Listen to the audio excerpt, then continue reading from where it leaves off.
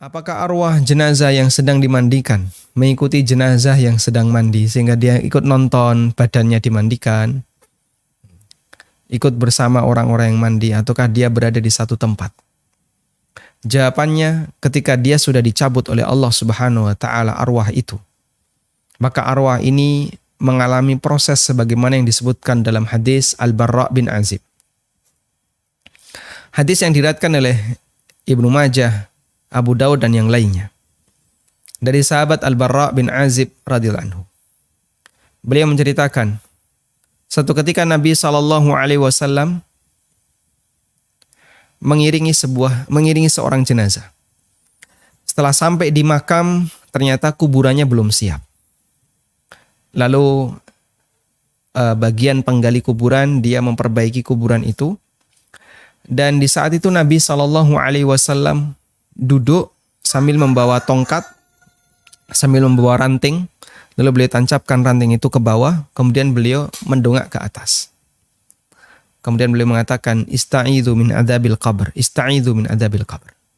Mintalah perlindungan kepada Allah dari azab kubur.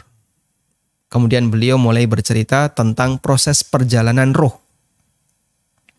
Beliau mengatakan, Innal abdal mu'mina. Sesungguhnya seorang hamba yang mukmin, idza adbara minad dunya wa aqbala ilal akhirah. Apabila dia mau meninggalkan dunia dan sudah bersiap untuk menuju akhirat, maka datang malaikat dengan rupa yang sangat cerah, membawa kain dari kain pilihan, membawa minyak wangi, hanut dari surga, dan beberapa yang diceritakan dalam hadis itu. Kemudian malaikat ini duduk di sekitar mayit ini, madal basar, sejauh mata memandang. Tsumma ja'a malakul maut, lalu datang malakul maut. Kemudian dia mendekat di kepala orang ini. Lalu malakul maut menyampaikan, Ya ayyatuhan nafsut tayyibah, irji'i ila maghfirati minallahi wa ridwani. Wahai jiwa yang tenang, wahai jiwa yang baik, kembalilah menuju ampunan dan ridha Allah Subhanahu wa taala. Jadi malaikat ini memanggil dengan panggilan yang sangat halus, panggilan yang sayang kepada si calon mayit ini. Akhirnya kata Nabi SAW, fayakhruju ruhuhu. Ruhnya pun keluar dengan sangat mudah. Sebagaimana keluar, kama yakhrujul ma'u min fayyis saqa. Sebagaimana air yang keluar dari mulut ceret. Ada ceret di sini? Ya. Tidak perlu kita buktikan ya. Tidak perlu kita lihat. Anda ketika punya teko, di sini ada gelas. Coba tuangkan, di sini ada airnya di teko ini. Anda tuangkan ke gelas tadi. Loh, kok nggak keluar Pak? Kenapa ini Pak? Oh, nyantol di dalam. Bukan nyantol Pak, kesumbat. Itu kalau tekonya belum dibuka, mulutnya. Begitu dibuka, air itu keluar dengan sangat lancar. Mengalir dengan sangat lancar.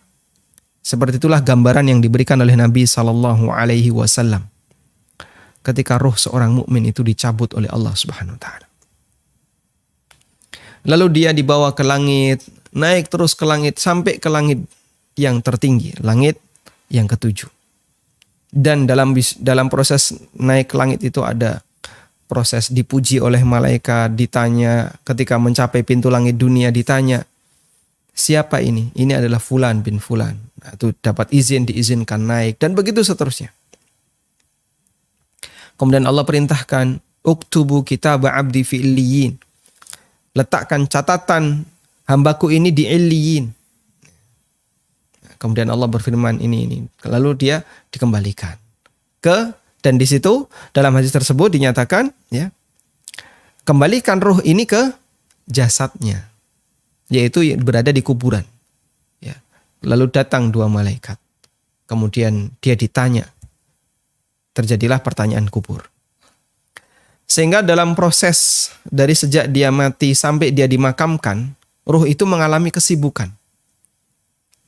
Pak, berapa lama dia mengalami proses seperti itu? Wallahu a'lam, kita tidak tahu. Maka jangan dibayangkan roh itu gentayangan di mana-mana melihat suasana sekelilingnya. Ya. Kok ini yang layat sedikit ya? Kota infaknya pasti sedikit ini. Santunan jenazahnya, wah, cuman dikit. Karena dia melihat kanan kirinya kok nggak rame. Jangan dibayangin kayak gitu. Apalagi ketika dia dimandikan ikut hadir menyaksikan. Kita tidak punya dalil tentang itu. Yang ada adalah hadis dari Bara' bin Azib yang diceritakan Nabi SAW tentang proses perjalanan ruh dari sejak dicabut oleh Allah Subhanahu Wa Taala, dicabut oleh malakul maut, sampai akhirnya dia dikembalikan lagi setelah dia dimakamkan. Wallahu a'lam.